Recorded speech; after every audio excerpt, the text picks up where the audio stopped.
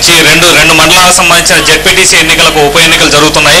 ఈ ఉప ఎన్నికలకు సంబంధించి అంటే ద్వారకా తిరుమల తర్వాత గణపవరం మండలాల్లో ఉప ఎన్నికలు ఈ జెడ్పీటీసీ స్థానాలకు ఉప ఎన్నికలు జరుగుతున్నాయి. ద్వారకా తిరుమల మండలానికి సంబంధించి ఇప్పటి వరకు జెడ్పీటీసీ సభ్యుడిగా కొనసాగిన కారుమూరు నాగేశ్వరరావు ఎమ్మెల్యేగా తణుకు స్థానం నుంచి ఇటీవల జరిగిన ఎన్నికల్లో గెలుపొందారు. దాంతో ఈ స్థానానికి ఖాళీ ఏర్పడింది. ప్రస్తుతం ఈ స్థానం నుంచి అటు కాంగ్రెస్ తెలుగుదేశం ఇద్దరు అభ్యర్థులు కూడా కాంగ్రెస్ నుంచి బుల్సుపోయిన సత్యనారాయణ అలాగే తెలుగుదేశం నుంచి రామసిద్ధిరాజు కూడా పోటీ పడుతున్నారు. ఈ మండలానికి సంబంధించి దాదాపుగా 45,000 మంది ఓటర్లు ఈ ఎన్నికల్లో తమ ఓటు హక్కును వినియోగించుకుంటున్నారు. బ్యాలెట్ పద్ధతిలో జరుగుతున్న ఈ ఎన్నికలకు సంబంధించి దాదాపు 8 రూట్లను అధికారులు ఖరారు చేశారు. 8 రూట్లలో కూడా జిల్లా అధికారులందరూ కూడా పర్యవేక్షిస్తున్నారు. ప్రస్తుతం ఈ మండలంలో ఎన్నికల నిర్వహణ బాధ్యతలంటే ఒకవైపున కాంగ్రెస్ పార్టీ మరోవైపు తెలుగుదేశం పార్టీ కూడా చాలా ప్రతిష్టాత్మకంగా తీసుకుంది. ఈ నియోజకవర్గాల పునర్విభజన తర్వాత ఇప్పటి వరకు ఈ స్థానం గతంలో ఉంగుటూరు నియోజకవర్గంలో ఉండగా ప్రస్తుతం ఈ స్థానం గోపాలపురం నియోజకవర్గంలోకి వెళ్ళింది.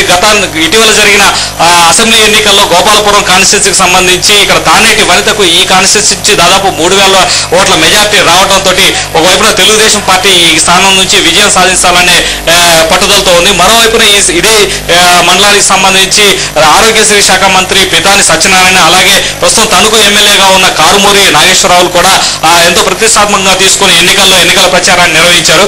మరోవైపున గణపవరం స్థానం ఉంగుటూరు నియోజకవర్గం పరిధిలో ఉంది. గణపవరం స్థానంలో గత ఎన్నికల్లో వట్టి వసంత కుమార్కి దాదాపుగా 2,500 ఓట్ల మెజార్టీ కూడా లభించింది. ఈ స్థానం నుంచి నౌడు వెంకట నరసింహరాజు అటు కాంగ్రెస్ ఇటు తెలుగుదేశం పార్టీల నుంచి జెడ్పీ స్థానానికి పోటీ పడుతున్నారు.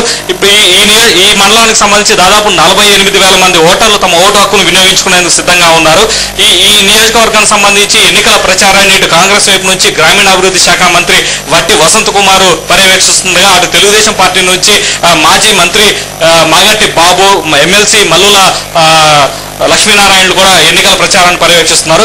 ఈ 2 ఎన్నికలకు సంబంధించి దాదాపు జిల్లాలో జరుగుతున్న ప్రధానమైన 2 జెడ్పీటీసీ ఎన్నికలకు సంబంధించి పోలీసులు విస్తృతమైన బందోబస్తు ఏర్పాటు చేశారు. దాదాపుగా 504 మంది పోలీస్ సిబ్బందిని ఎన్నికలకు సంబంధించిన విధి నిర్వహణలో ఉంచారు. ఎన్నికల పర్యవేక్షణకు సంబంధించి జిల్లా కలెక్టర్ వాణిప్రసాద్ జిల్లా ఎస్పీ బాలకృష్ణులు కూడా ఎప్పటికప్పుడు ఈ 2 మండలాలకు సంబంధించిన రూట్లలో పర్యవేక్షిస్తూ ఎన్నికల సరళి ఎలా జరుగుతుంది ఏంటనేది పర్యవేక్షిస్తున్నారు. ప్రియా, అయితే రమేష్, అక్కడ అధికారులు ఎలాంటి జాగ్రత్తలు తీసుకుంటున్నారు ఈ పోలింగ్ పై? ప్రియా, ఈ 2 మండలాలకు సంబంధించి ప్రతి మండలానికి కూడా 8 రూట్ల కింద విభజించారు. ఈ 2 మండలాల్లోనూ దాదాపుగా 61 ద్వారకా తిరుమలలో 61 పోలింగ్ కేంద్రాలను అలాగే గణపవరం మండలానికి సంబంధించి 64 పోలింగ్ కేంద్రాలను ఏర్పాటు చేశారు. అంటే కొన్ని చోట్ల కామన్ పోలింగ్ కేంద్రాలు, కొన్ని చోట్ల మహిళలకు పురుషులకు వేరువేరు పోలింగ్ కేంద్రాలను ఏర్పాటు చేశారు. అలాగే అదేవిధంగా సమస్యాత్మక గ్రామాలను కూడా పర్యవేక్షిస్తున్నారు. సమస్యాత్మక గ్రామాలకు సంబంధించినంత వరకు ద్వారకా తిరుమల మండలానికి సంబంధించి 5 సమస్యాత్మక గ్రామాలని గుర్తించారు. అలాగే గణపవరంలో 8 సమస్యాత్మక గ్రామాలను గుర్తించారు.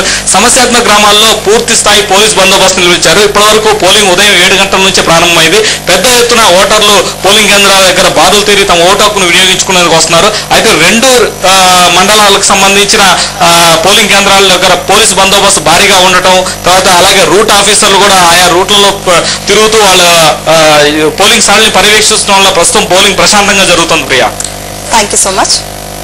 అయితే పశ్చిమ గోదావరి జిల్లా జడ్పీటీసీ ఉప ఎన్నికలు ప్రశాంతంగా జరుగుతున్నట్టు తెలుస్తుంది. ఇక జగన్ కోసం జనం ఉద్యమిస్తూనే ఉన్నారు. వైఎస్ వారసుడిగా జగన్